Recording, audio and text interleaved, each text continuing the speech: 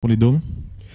Moi, je tiens tout simplement donc à saluer l'arrivée aussi massive de Domiens. C'est vous dire que François Hollande a compris aussi que l'avantage qu'il a eu au premier tour était issu essentiellement des voix portées par les Domiens. Donc, c'est tout naturellement qu'il a dû aussi se tourner vers cette population. J'espère qu'il a compris au travers de ses nominations qu'il va devoir aussi écouter les propositions qui ont été faites par qui mieux qu'un Domien ne peut apporter tout simplement son point de vue sur les problématiques. Donc j'espère, et comme je le disais tout à l'heure en préambule, c'est tout le mal que je souhaite à ces trois Domiens. Parce que être ministre, effectivement, c'est bien, mais j'espère que pour eux, ce n'est pas une fin en soi.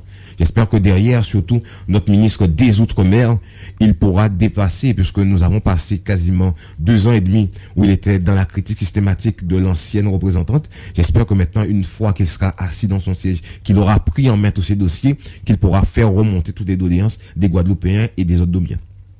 Voilà. Alors, pour rester toujours avec la nomination de Monsieur Lurel, alors vous en pensez quoi précisément, Monsieur Courtois?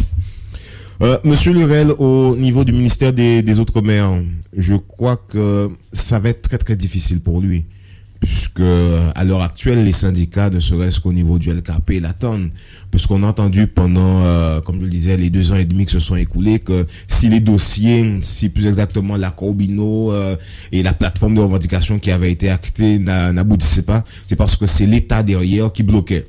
Maintenant que M. Lurel a une double casquette, c'est-à-dire représentant de la région et aussi représentant de l'État, j'espère que nous pourrons avoir cette paix sociale et donc ces avancées plus claires. Obligé d'agir d'une certaine façon. Et je l'espère bien, parce que nous ne pourrons pas continuer à avoir des grèves comme nous le voyons actuellement tous les 3-4 mois. L'économie guadeloupéenne ne nous permet plus de perdre ne serait-ce qu'une journée d'activité. Donc il nous faudra derrière de vraies réponses. Il nous faudra surtout ce dialogue de vérité.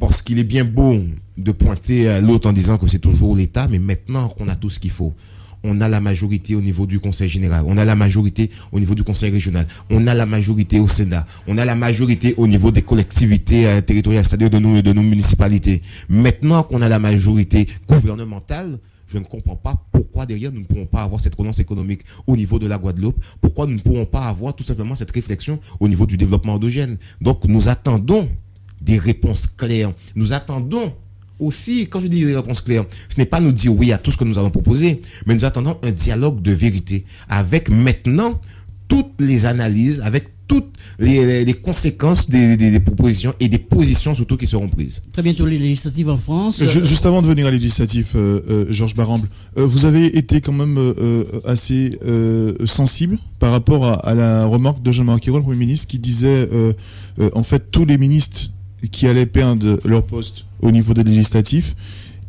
seront obligés de quitter le gouvernement, et François Hollande qui prône aussi un homme mandat. François Hollande qui prône un homme mandat. Je commencerai par répondre sur ce point-là. Je crois que derrière, il va falloir que nous soyons bien vératifs. C'est pour ça que c'est encore une fois un des points qui a été acté au niveau du programme qui sera défendu par notre candidat Francis Polobi, accompagné de Lovin Modalian. Parce que nous savons qu'en période électorale, beaucoup de promesses sont faites. En période électorale, on va toujours dans le sens qui va attirer le plus de suffrages. J'espère tout simplement que François Hollande n'oubliera pas demain de mettre en application cette loi. Parce que moi, je n'oublie pas que le président que nous avons maintenant installé à l'Élysée, lui-même est arrivé sous forme de cumul de mandats. Il était député, président du Conseil général. Donc, j'espère que derrière, que nous avons réellement un homme qui a pris tout le sens de cette phrase et que nous allons avoir cette application. Derrière, pour revenir sur le plan local, c'est la clause 4 du contrat que Victorin Lurel a dû signer lors du dernier congrès des ministres.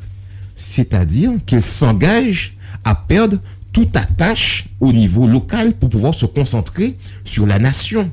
Donc, il ne pourra pas être ministre, être député, il ne pourra pas être ministre et être conseiller régional. Donc, il nous faudra aussi un homme qui ait ce langage de vérité quand il ira devant les Guadeloupéens. Demain, quand nous irons aux urnes dans cette 4e circonscription, ce n'est pas pour Victorin Lurel que nous voterons. C'est pour Madame Vainqueur, puisqu'il devra systématiquement démissionner de tous ses postes à responsabilité. Il ne pourra plus gérer la région non plus. Donc c'est en cela que nous attendons cette éthique, cette droiture, et que nous attendons tout simplement des hommes qui soient là pour dire la vérité à la population, de manière à ce que nous puissions avoir une population avertie et qui sache dans quel sens elle va.